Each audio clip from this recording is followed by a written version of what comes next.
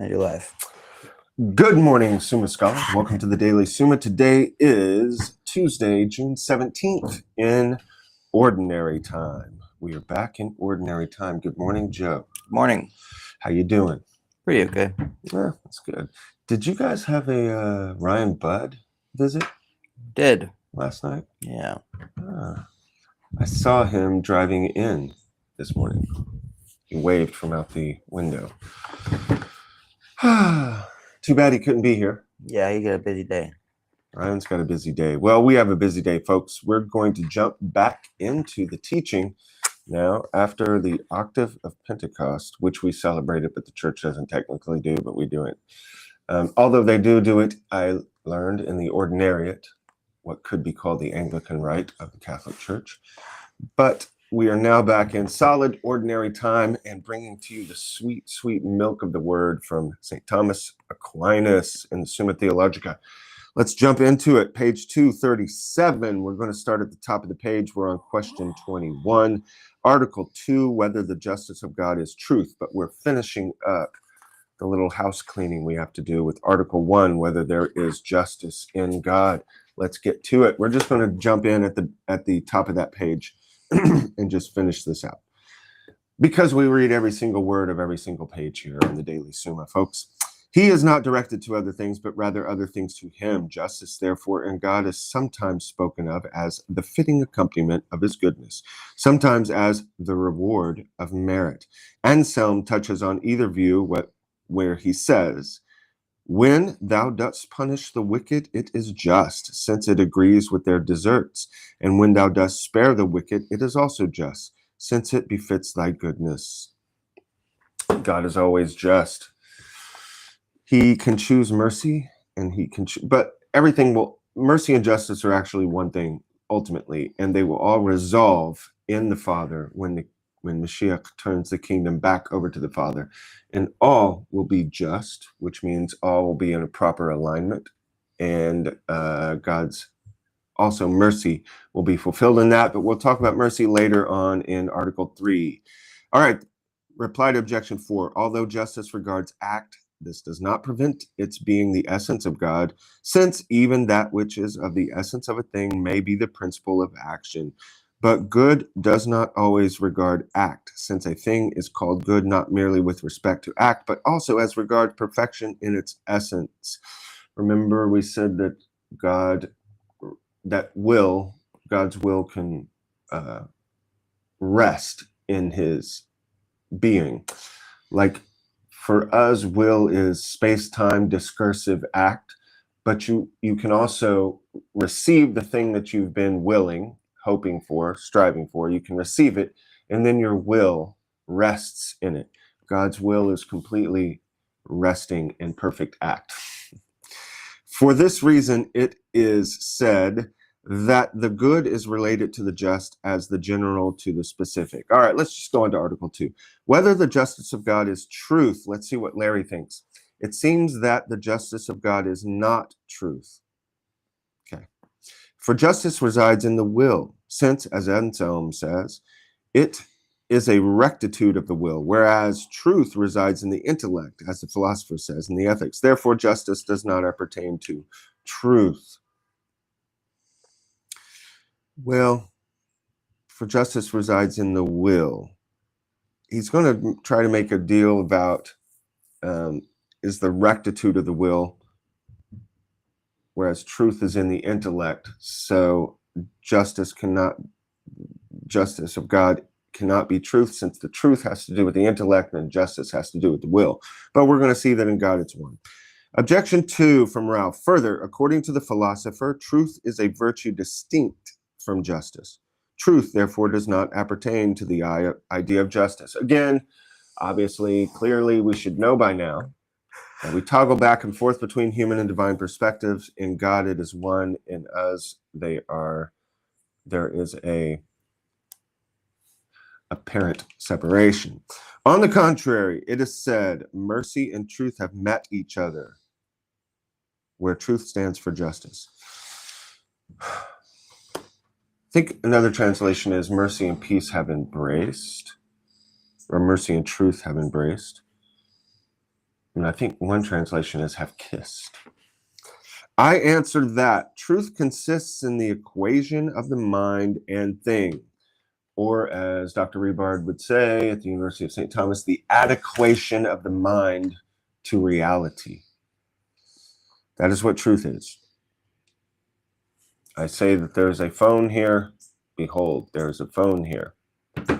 That is why, and that is also a root of science, that there can be an adequation between the mind and the outer reality. There's a problem that the inner reality confuses things, as is evident from the fact that science can look at two slides under a microscope and know which one belongs to a male and which one belongs to a female.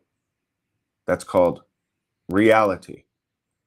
The human mind, though, can warp and say, no, I'm going to say that's a male and that's a female. Why? By what scientific grounds? I just say it. Human mind can do that. And that also connects with our will and our brokenness and et cetera, et cetera. But let's go on. Now, the mind that is the cause of the thing is related to it as its rule and measure, whereas the converse is the case with the mind that receives its knowledge from things. When, therefore, things are the measure and rule of the mind, truth consists in the equation of the mind to the thing, as happens in ourselves.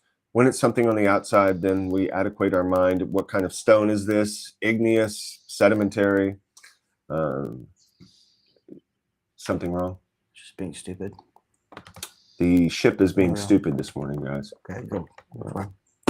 But also there is an adequation of your mind to your own mind, things that are entering into your mind, as happens in ourselves. For according as a thing is or is not, our thoughts or our words about it are true or false, as much as a thing is or is not.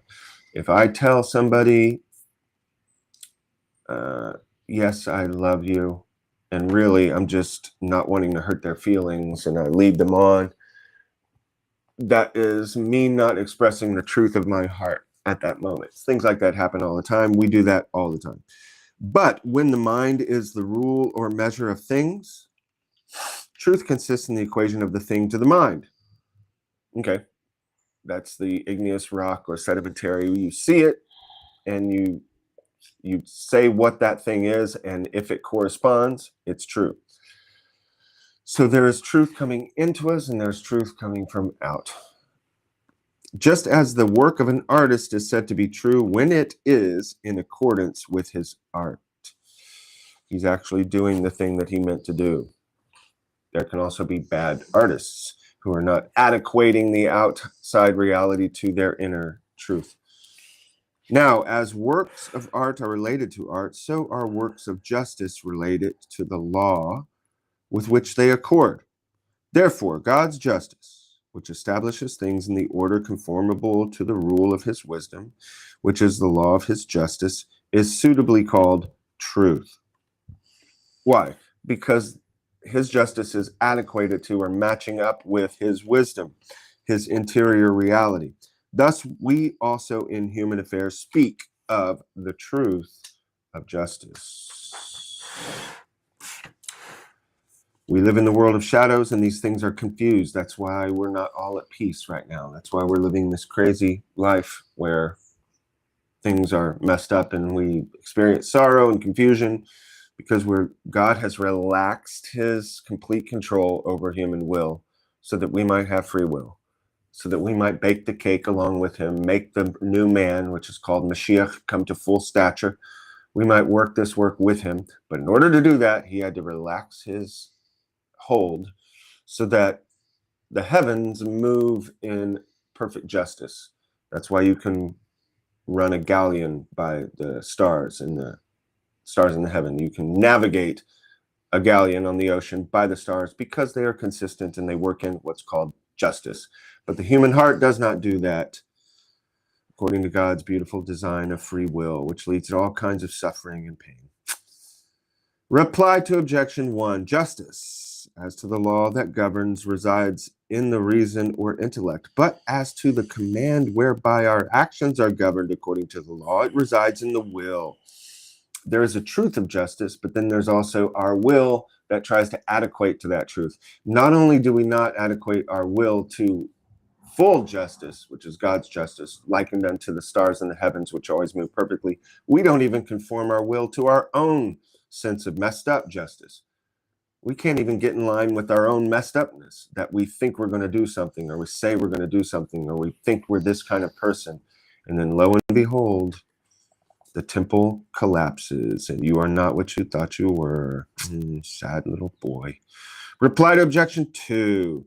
The truth of which the philosopher is speaking in this passage is that virtue whereby a man shows himself in word and deed such as he is really. Thus it consists in the conformity of the sign with the thing signified. Someone does an act of justice, they do an act of virtue, that's a sign unto you that they have actual virtue set up in their soul.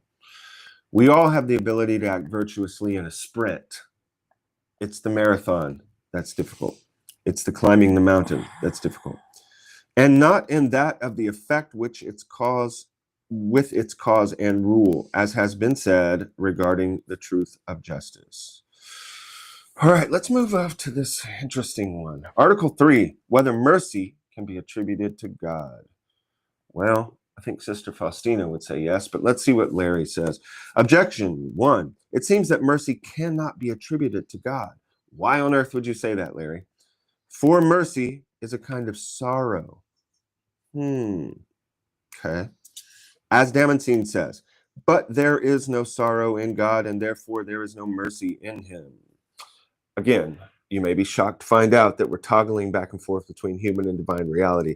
But I would have a lot to say about this sorrow, but that would be a nighttime teaching, perhaps. But okay, I'll just go on. Objection 2 from Ralph. Further, mercy is a relaxation of justice, but God cannot remit what appertains to his justice. For it is said, if we believe not, he continueth faithful. He cannot deny himself. But he would deny himself, as a gloss says, if he would deny his words. Therefore, mercy is not becoming to God. That's a good one. Ralph comes out of the gate this morning strong. Okay, let's see what Thomas has to say. We're going to get the replies tomorrow. So if you're watching bated breath to hear the replies, you can either go look forward in your book, or you can just wait for tomorrow. Please don't cry. I answered that mercy is especially to be attributed to God as seen in its effects, but not as an affection of the passions. God's mercy is not based on, oh, poor thing, but God's mercy is based on his ultimate reality, understanding of justice. In proof of which it must be considered that a person is said to be merciful as being, so to speak, sorrowful at heart, being affected with sorrow at the misery of another as though it were his own. We're saying that there has to be this sorrow in the act of mercy. Hence, it follows that he endeavors to dispel the misery of this other as if it were his own. And this is the effect of mercy. Remember, he's saying it's the effect of mercy, wanting to help the other person so that their sorrow disappears, and also feeling sorrow. It's an effect. Now, I would like to say something about the word mercy. If you go back to the old school, who comes up with this word mercy in our tradition? Well, I'll give you a hint. It's not the Persians. It's not the Babylonians. It's not the Egyptians. It's the Jews. Mount Sinai, God speaks to his people Israel and begins to unfold a reality called mercy, having to do with sacrifice, remission of sin, tender love towards one another. And when that reality is revealed in Scripture, the Hebrew word used is rachmon, mercy. To understand what that word means, you have to look at the root of the word and see other places that this word is used in Scripture to get a broader sense of what mercy is. And one of the offshoots of the word rachamon is rechem. Rechamon, rechem. You can hear how it sounds the same. The word rechem means womb, like in your mother, a mother's womb. So you can see from this, we learn from this that the actual essence of mercy, besides all of this abstract intellectual talk about mercy coming from Aristotle and Aquinas, and if you go down to the meat of it, rechem, the way you can understand it is beyond words, beyond these fancy words. It's just to look at a mother's womb. That's when you begin to understand what mercy is. Rechemon, rechem, a womb. What is the characteristics of a womb? 1, it is hidden. 2, it is the place where a life is formed by stages, in stages, slowly, a life is formed. 3, it requires something of the mother, comes from a father, comes from the abstract, the multitude of potentiality in the father's sperm collapses into one through the egg person. And that person, unless there's twins, of course, but that person or persons is a collapsing of a large potency. And then that is manifest into reality through the mother. And it causes her pain and suffering. So let's move on further and see what sorrow and pain Thomas has to say regarding mercy.